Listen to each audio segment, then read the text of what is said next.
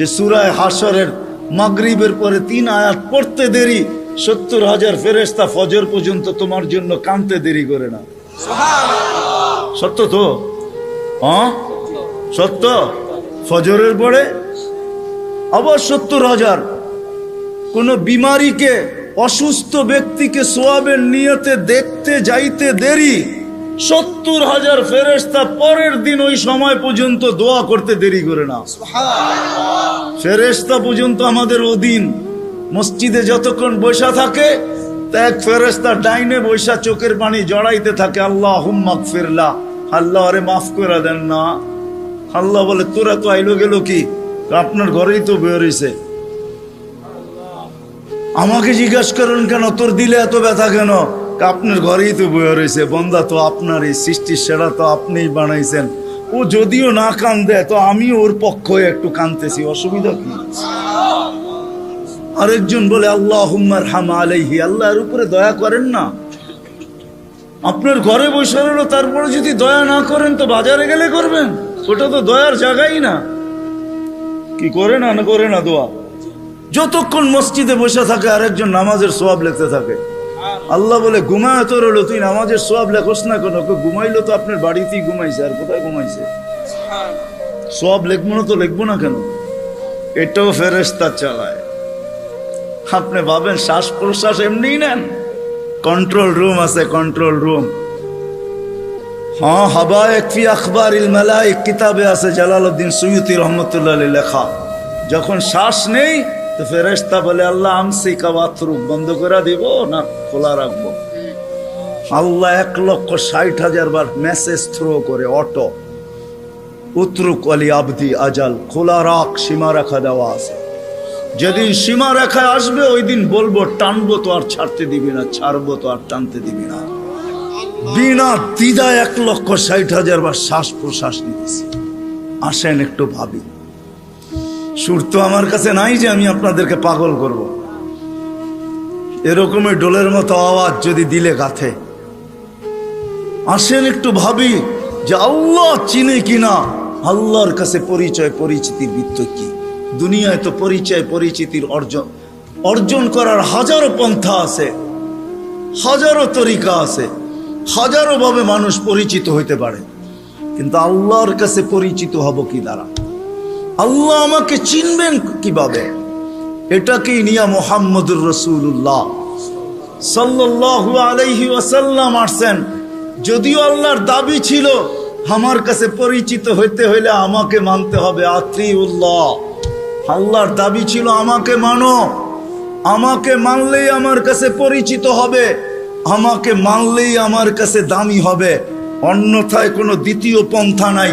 কিন্তু একটা প্রশ্ন এখানে হইতে পারে, আমার মনে হয় প্রশ্ন হইতে পারে, লা তারাকাল উয়ুন, আপনাকে তো চোখে দেখা যায় না, ওয়ালা তুখালিতুকাজ জুনুন, দেন ধারণায় আপনাকে আনা যায় না, ওয়ালা ইয়াসিফুকাল ওয়াসিফুন, বর্ণনা দিয়ে আপনাকে শেষ করা যায় না, আপনার কথা কানেও শোনা যায় না, বর্ণনা দিয়ে শেষ করা যায় না। আপনি তো একটা পদের মালিক না, দুনিয়ায় সামান্য পদস্থ হইলেই তাকে ধরা ছোঁয়ার বাহিরে চলে যায়, সব সময় হাতের নাগালে পাওয়া যায় না। আপনি তো একটা পদের মালিক না। এই জন্যই তো আমি পায়ে হাত রাখা সব মজমায় বলি, শিক্ষিত মানুষগুলা যাদের কাছে অক্ষর জ্ঞান আছে, মাঝে মাঝে 99 নামের অর্থটা একটু খোদার ওয়াস্তে দেখেন। পায়ে হাত রাখা বলি 99 নামের অর্থ দেখেন, তাইলে বিবেকের পর্দা খুলতে পারে যে আমার আল্লাহ কে, আমার মালিক কে। আপনি তো জানেনই না আপনার মালিক কে, কোরআন আমাকে বোঝায়। ওয়াইন তুতিউহু তাহতাদু আমাকে বোঝায়, মান আতা আর রাসূল ফাকাদ আতা আল্লাহ। যে আল্লাহর রাসূলকে মানলো সেজন্য আল্লাহকে মানলো। মুহাম্মদুর রাসূলুল্লাহকে আল্লাহ বলে আমাকে মানো, কিন্তু প্রশ্ন তুইলা দিলাম তো সহজ করলো, আমার বন্ধুর হয়ে যা, আমি তোর হয়ে যাব। কবি শুধু শুধু বলেন নাই, কবি শুধু শুধু বলেন নাই, क्या वफा तूने मोहम्मद से तो हम तेरे हैं, ये दुनिया क्या चीज है, लौह कलम तेरे हैं। আল্লাহ হাদিসে কুদসির তরজমা কোন কবি করছেন, তুই মুহাম্মদুর রাসূলুল্লাহর হইয়া দেখ না। মুহাম্মদুর রাসূলুল্লাহ সাল্লাল্লাহু আলাইহি ওয়াসাল্লাম আসছেন ওই পরিচয় পরিচিতি আমাদের হাতে তুলে দেওয়ার জন্য, আল্লাহর কাছে পরিচয় করায় দেওয়ার জন্য। আসেন আসেন, যদিও আল্লাহকে মানা সম্ভব না। আল্লাহ বলছে আতিউল্লাহ, পরেই বলছে আতিউর রাসূল। কেননা প্রশ্ন এইখানে কেমনে পাবো আপনাকে? তো আল্লাহ বলছে আমার বন্ধুর হইলেই হবে। এক জায়গায় না 100 জায়গায় দেখানো যাবে। আসেন নবীর আদর্শ শিখি। এখন আপনি যদি প্রশ্ন করেন, 2500-এর বুদ্ধিমান মানুষ যদি প্রশ্ন করে, নবীও তো নাই, উনি তো চলে গেছে, 1434 বছর হয়ে গেছে, ওনাকে পাবো কোথায়? তো দুইজনে মিলা মডেল দুনিয়া এখনো রেখা গেছেন, দুইজনে মিলা রাখছেন। ওয়া আওরাসনাল কিতাবাল্লাযী নাস্তাফাইনা মিন ইবাদিনা, ওটা বলছেন আল্লাহ। আর রাসূলুল্লাহ সাল্লাল্লাহু আলাইহি ওয়াসাল্লাম বলছেন আল উলামা ওয়ারাসাতুল আম্বিয়া। দুইজনে মিলা বলছেন কিয়ামতের সকাল পর্যন্ত রেখা গেছি মডেল। এদের কাছে সুরক্ষিত আছে, সুন্নত সুরক্ষিত আছে, আদর্শ সুরক্ষিত আছে। শুধু শুধু কোরআন বলে না, লাকাদ কানা লাকুম ফি রাসূলিল্লাহি উসওয়াতুন হাসানাহ লিমান কানা ইয়ারজুল্লাহ। যে আল্লাহকে পাইতে চায়, আল্লাহর কাছে পরিচয় চায়, পরিচিতি চায়, ইজ্জত চায়, সম্মান চায়। কেমন ইজ্জত, কেমন ইজ্জত! চলেন কোরআন আমাকে বুঝায়, আল্লাহ সালাম দিবে, সালাম কওলাম মির রাব্বির রাহিম। যুবক হারায় গেছো দুনিয়া দেখা, গান্দা জিনিস দেখা, হায় হায় হায় হায়। অথচ তোমার যৌবন দিছিল এই জন্য মুহাম্মদুর রাসূলুল্লাহর তরিকা দ্বারা, আদর্শ দ্বারা তুমি যুবক, ওই যুবক হবে, জমিনে চলবে। আর আল্লাহ বলবে ইন্নী উবাহিল মালাইকাতা বিশাব্বিস সালেহ, তোমাকে দেখায় আল্লাহ বলবে আমি তোমাকে নিয়ে ফেরেশতাদের উপরে গৌরব করি। তোমাকে দেখাবে আর আল্লাহ বলবে আরশের নিচে তোর জন্য গ্যালারি রাখা আছে, সুপার ডিলাক্স গ্যালারি। এই দুনিয়ার গ্যালারি, জান্নাতে সব রাখা আছে। কি চাও তুমি? ভাবছো জান্নাতে গান নাই, দুনিয়ায় শুনা নেই জান্নাতের গান? সময় নেই আমার হাতে, তোমাকে আমি জান্নাতের গান শুনাইতাম। জান্নাতেই দুনিয়ার গান। দুনিয়ার সিঙ্গার রে সিঙ্গার বলা হয় না, এটি তো ফিঙ্গার, সিঙ্গার না। সিঙ্গার তো আল্লাহ বানায় রেখা দিছেন, উপরে রাখা আছে জান্নাতে। শোনাবে, তারপরে আল্লাহ জিজ্ঞাসা করবে কেমন শুনলি? তুমি চিৎকার দিয়া বলবে লাকানাল মাউতু লা মুতনা রব্বানা। এমন আওয়াজ, মৌত থাকলে আওয়াজের ঝংকারে মরে যেতাম। আল্লাহ বলবে এই আওয়াজও কিছু না। ও যুবক, তোমাকেই তো ওই আওয়াজ দিবে আল্লাহ জান্নাতে যাওয়ার পরে। সৌতা দাউদ, তোমার গলার আওয়াজ দাউদ আলাইহিস সালামের মতো হবে। দুনিয়ার সিঙ্গার ওই গানের আওয়াজ উঠাবে তুমি, শুধু তুমি নাচবে না, হুর নাচবে না, খাদেমরা নাচবে না, জান্নাতও ডান্স করবে। জান্নাত এখানে তো তুমি একটু কমর দুলাও, ঠিক না? এটার নাম ডান্স না। তোমরা ডান্স চিনো না, আমারে ডান্স চিনাইতে হবে না, আর আমাকে সিঙ্গারও চিনাইতে হবে না। আমি বড় বড় সিঙ্গার চিনি দুনিয়াতে, বড় বড় সিঙ্গাররা আমারে চিনে। আলহামদুলিল্লাহ, তুমি আমাকে সিঙ্গার চিনাইতে হবে না। এটার নাম ডান্স না, সব জান্নাতে রাখা আছে। স্টেজ তো আল্লাহও লাগাবে এরকম মাঝে মাঝে জান্নাতে। জিজ্ঞাসা করবে গান শুনবি? তো বলবে রেজওয়ান লাগা স্টেজ। প্রথম শোনাবে ফেরেশতা, আল্লাহ বলবে এরতে সুন্দর, তো বলবে আল্লাহ। তারপরে আল্লাহ ডাকবে তালিয়া দাউদ, দাউদ আলাইহিস সালাম আসবে, বলবে এর চেয়ে সুন্দর। তারপরে আসবে আমাদের নবীজি, আল্লাহ বলবে এর চেয়ে সুন্দর। আল্লাহ বলবে রেজওয়ান ইরফাইল হিজাব, এখন আমি শোনাবো। প্রতি শুক্রবারে আল্লাহ দাওয়াত খাওয়াবে। দাওয়াত কেমন হবে? সবচেয়ে বড় হাতিয়ার যেটা দিছেন, একের ভিতরে 100 বানায়া আমাদের রসুলের জন্য, নাইলে কোনো দিন কারোর জন্য দিতেন না। আমি তো সব জায়গায় বলি, আল্লাহ কোন উম্মতকে 1.25 লক্ষ উম্মত আসছে, 312 জন রসুলের উম্মত আসছে, কাউকে আল্লাহ ডাইকা নেওয়ার দায়িত্ব নেন নাই। নামাজ দিছেন, টাকার দায়িত্ব নাই, বলছি পড়লে পড়বা, না পড়লে না পড়বা।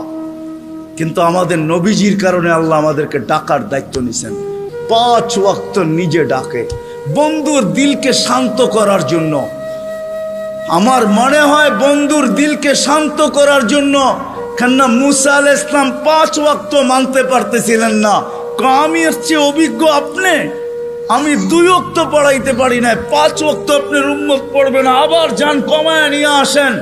আল্লাহ রসুল বলছে লজ্জা লাগে, কিন্তু মনে মনে ভাবতে ছিলেন অভিজ্ঞ লোকটা বলতেছে, আমার তো লজ্জা লাগে, অভিজ্ঞ লোকটা বলতেছে নামাজ মনে হয় আমার উম্মত পড়বে না। তো আল্লাহ বলছে বন্ধু চিন্তা করেন না, আমি ঘুমের থেকে উঠে নিয়ে আসবো। নাইলে ফজরে কেন আজানে বলা হয় আসসালাতু খায়রুম মিনান নাওম? চিন্তা করেন না, আমি উঠে নিয়ে আসবো।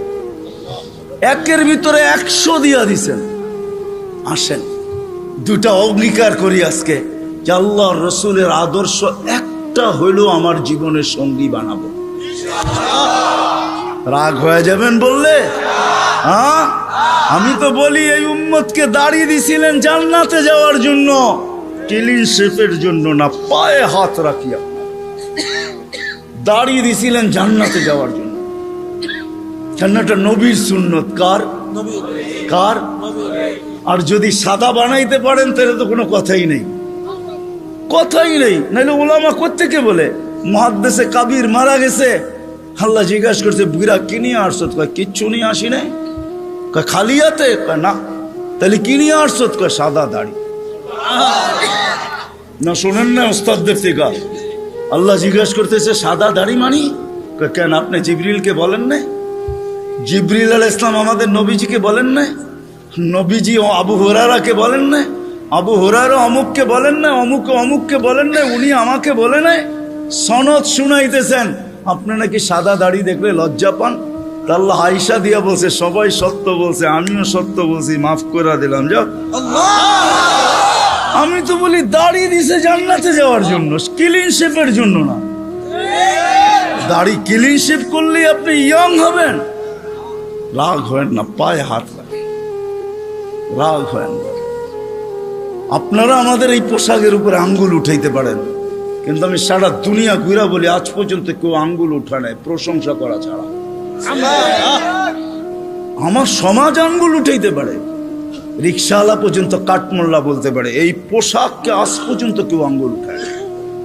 দুনিয়ার এরকম কোন নামি দামি এয়ারপোর্ট নাই যেখানে আমি ক্রস না করছি। দুনিয়া আমাকে চিনে, এই পোশাকের আজ পর্যন্ত কেউ আঙ্গুল উঠায় নাই। বরং হাসতে আর বলছে তোর ড্রেসটা বড় সুন্দর। শুধু ড্রেস, অহংকারে বলতেছিল, এরকম টুপি নিয়ে বলছে your cap is very nice, তোর টুপিটাও বড় সুন্দর। 4 থেকে 500 মাদ্রাসা আছে ছোট বড়। এই জন্যই তো আমাদের দেশ নড়ে চড়ে পড়ে না। আমাদের 2টা ডিফেন্স আছে, 2টা। একটা রাতের ডিফেন্স, যে ডিফেন্স দুনিয়ার কোথাও নেই। চ্যালেঞ্জ আমার সাথে।